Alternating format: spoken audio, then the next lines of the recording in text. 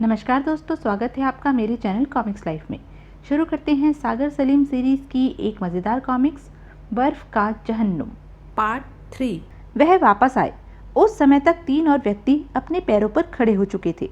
Doctor James एक अन्य व्यक्ति की बांह पर पट्टी बांध रहा था। ठीक हुए व्यक्तियों ने अपना परिचय दिया। मेरा नाम विनोद है, मैं इंजीनियर हूँ। मैं हरीश हूँ। मैं प्रभाकर हूँ, ट्रैक्टर ड्राइवर। खुशी हुई आप सबसे मिलकर।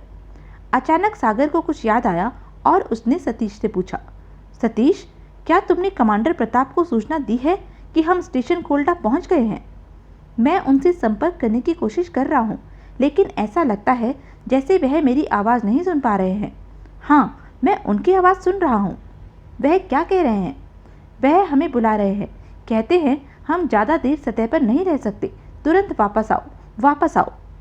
सतीश कुछ देर अपने वायरलेस सेट से जूझता रहा, फिर निराशा से बोला, हमारे वायरलेस सेट में कुछ खराबी आ गई है, अब इससे काम नहीं लिया जा सकता। तो इसे ठीक करो। इसे ठीक करना सरल नहीं है, ना तो मेरे पास औजार हैं और ना ही ठंड के कारण मेरी उंगलियां काम कर सकती हैं। तो अब क्या होगा? कमांडर प्रताप से बात करना ज़रूरी है। उनसे बात करना ज़रूरी है, इसलिए मुझे वापस किश्ती पर जाना होगा। वापस? नहीं डॉक्टर सागर, हम बहुत थके हुए हैं।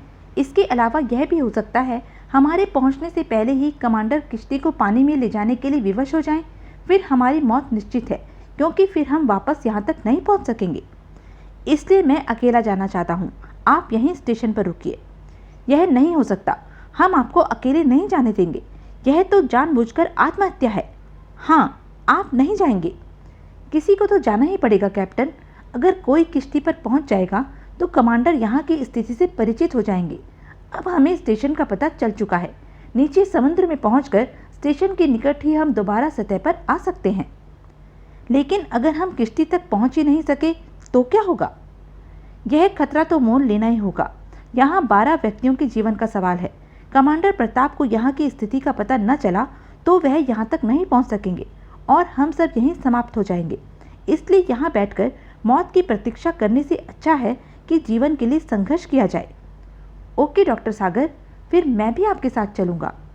थोड़ी बहस के बाद सागर कैप्टन सलीम को साथ ले जाने पर राजी हो गया और वह दोनों एक ऐसे अभियान पर निकल पड़े जिसमें 100% मौत का खतरा था।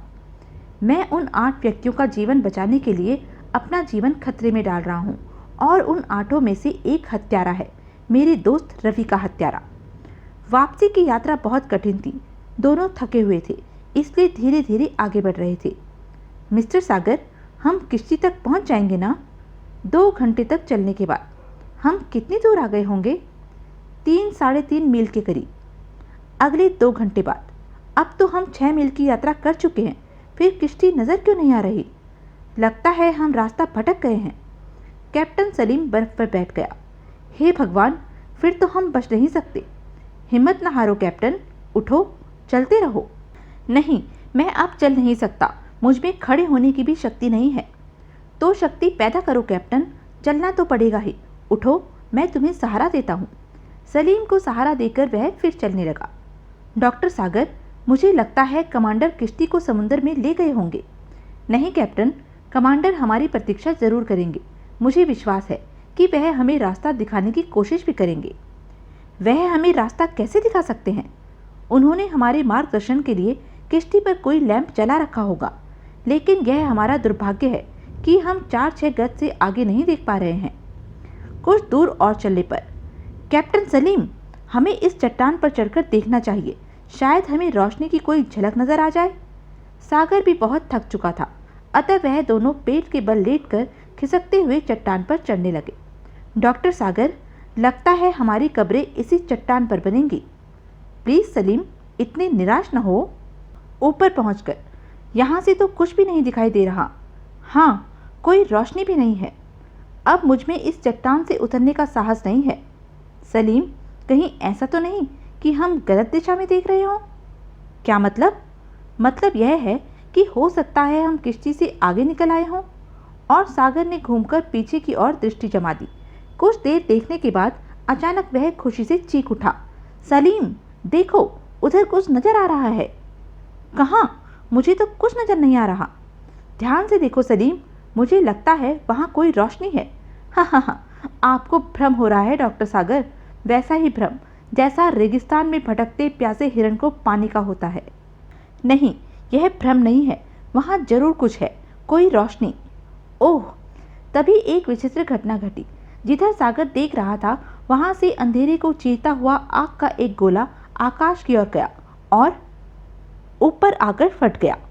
माय गॉड, यह तो रॉकेट था। हाँ, और इसे कमांडर प्रताप ने हमारे मार्गदर्शन के लिए छोड़ा है। यह देख कैप्टन सलीम को इतना जोश आया कि वह उठकर सागर से लिपट गया। ओह सागर जी, आप ठीक कहते थे, हम सचमुच गलत रास्ते पर आ गए थे। अब हम बच गए हैं। आप इंसान नहीं, कुछ और हैं सागर जी। मैं तो आज से आपका दास हो गया हूँ। अब तो तुम किश्ती तक चल सकोगे। आप चलने को कहते हैं, मैं तो दौड़ सकता हूँ। हा हा हा हा। और वह दोनों चट्टान से सचमुच दौड़ते हुए से उतरने लगे। याहू! संभल कर। 10 मिनट बाद वह एटमी पनडुब्बी दुर्गा के डाइनिंग हॉल में कमांडर प्रताप के सामने बैठे थे। मुझे आपकी प्रतिभा देख पूरी आशा थी कि आप हमारे मार्गदर्शन के लिए जरूर कुछ करेंगे। आप दोनों स्वयं को संसार का सबसे बड़ा भाग्यशाली कह सकते हैं। हमारे पास यह अंतिम रॉकेट था और 15 मिनट बाद हम किश्ती को समुद्र के नीचे ले जाने वाले थे। मैं अपनी जान के बचने का श्रेय भाग्य को नहीं बल्कि डॉक्टर सागर को दूंगा। इनकी समझदारी और बहादुरी के कारण ही हम वापस यहाँ तक पहुँच सके हैं। डॉक्टर सागर की प्रतिभा का लोहा मैं भी मान चुका हूँ। प्लीज़ इस प्रकार प्रशंसा करके मुझे लज्जित न कीजिए। बेहतर है अब हम स्टेशन कोल्डा पर फंसे अपने साथियों के बारे में सोचें। ओके, आप मुझे वहाँ की स्थिति बताइए। सागर ने कमांडर को विस्तार से सब कुछ बता दिया तो उन्होंने कहा, ओके डॉक्टर सागर, अब आप जाकर आराम कीजिए और हम इस समय समुद्र की तह में हैं और कुछ ही घंटों में पुनः स्टेशन कोल्डा के निकट सतह पर आने का कोई रास्ता ढूंढ निकालेंगे। सागर अपने केबिन में आकर लेट गया। कुछ देर सो लेता हूँ, तभी थकान उतरेगी। लगभग 5 घंटे आराम करने के बाद सागर पनडुब्बी के कंट्रोल रूम में पहुंचा। कमांडर प्रताप, कैप्टन सलीम और दूसरे लोग अपनी ड्यूटी पर थे। हेलो, हम किस स्थिति में हैं? हम 2 घंटे से स्टेशन कोल्डा के नीचे चक्कर काट रहे हैं, लेकिन अभी ऊपर जाने का रास्ता नहीं मिला। क्या ऊपर बिछी बर्फ की परत बहुत मोटी है? 20 फुट मोटी।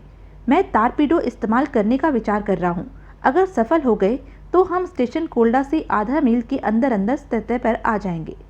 तो मैं तारपीडो को फायरिंग पैड में रखवाता हूँ। हाँ, जाओ। सलीम चलने लगा तो मैं भी तुम्हारे साथ चलता हूँ कैप्टन। आ जाइए। फायरिंग पैड के निकट पहुँचकर, यह फायरिंग पैड है डॉक्टर साहब। तभी इंजीनियर आपटे भी वहाँ पहुँचा। आपटे, तारपीडो रखने से पहले सब चीज़ें चेक कर लो, विशेषकर फायरिंग पैड की ट्यूब। Yes captain. तारपीडो इस खिड़की में रखा जाएगा?